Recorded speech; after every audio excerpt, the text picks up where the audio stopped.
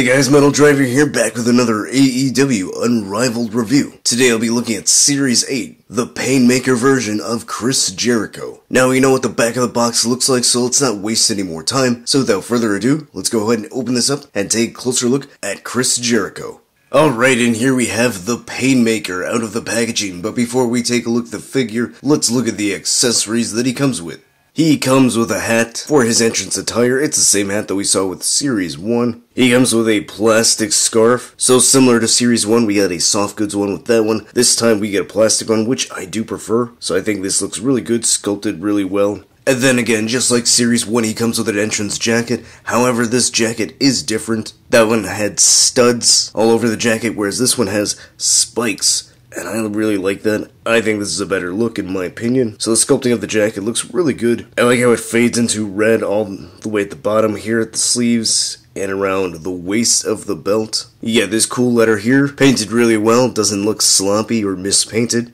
Then on the back you get an image of the Painmaker, looks really good. And then you've got this lettering here that spells out Jericho, painted really well. Again, the spikes look really cool, so I like how this jacket turned out. Really nice. Honestly, I'm preferring this over the Series 1 jacket. And then taking a look at the head sculpt, this is exactly the same sculpt as the one we saw with Series 1 Jericho. The difference is he's got different paint applications on the skin, because this Jericho represents the Painmaker. So you've got the Painmaker paint on the eyes and the lips, and it looks really good. The eyes themselves are painted very well, so are the teeth and the beard. So I think Jazzwares did a great job with this head scan. It seems like they've been doing a good job with all the Jericho figures. None of them have really turned out poorly in my opinion. Hair is sculpted really well. It's just a solid paint, there's no shading or any different colors in there.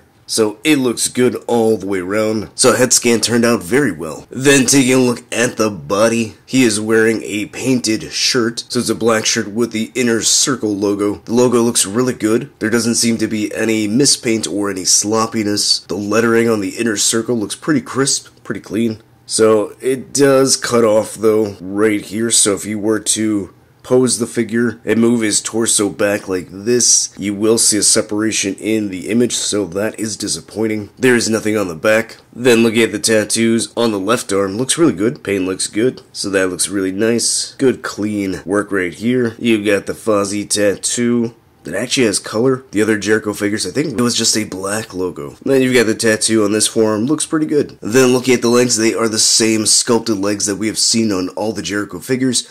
This one is a solid black. There's no extra paint here, no pants design, nothing special with the knee pads or the boots, it's just a solid black. So all the paint went into the arms and the torso, and even on the torso, it's still missing some paint there. Going over the articulation, the head is on a ball joint and a hinge.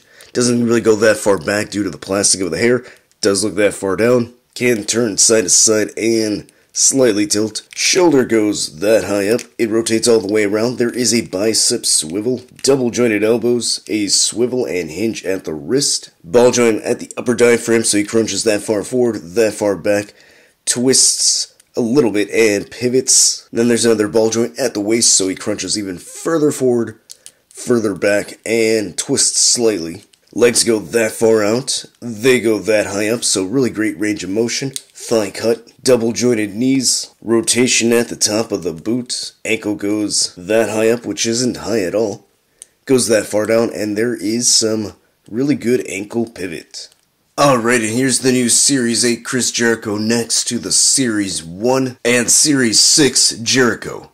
Alright, so what are my final thoughts on the Series 8, the Painmaker Chris Jericho? Honestly, I think this is a pretty good figure. I know I mentioned in some of my previous AEW reviews that I was getting a little bit sick and tired of seeing the same wrestlers get released in these waves. Well, in this case, I'm not so bothered by it because it is different enough from the other Jericho figures. Yeah, he comes with a jacket and a scarf and a hat just like Series 1, but the jacket is different. I love the spikes on it. I think it makes it better. And the face paint on the head scan is different because he has face paint. This is supposed to be the Painmaker version of Jericho, so I think it is different enough to warrant a release, and if you're a fan of the Painmaker, I think this would be a solid figure to add to your collection. If you haven't done so already, go ahead and like this review and subscribe. If you want a chance to get a shout out in the next video, leave a comment down below. Just like C-Shop06 asked, are you ready for the new AEW figures shown at Revolution Fan Fest? Well, as of this recording, those images haven't been released yet, but I'm pretty sure by the time I upload this video, those images will be revealed, so yes, I am excited. Hopefully they're not just actual figures of some of the mock-ups or renders that we have already seen. I would like to see something new, something fresh. Follow me on social media so you can be up to date with all my wrestling figure photography, and I'll see you next time.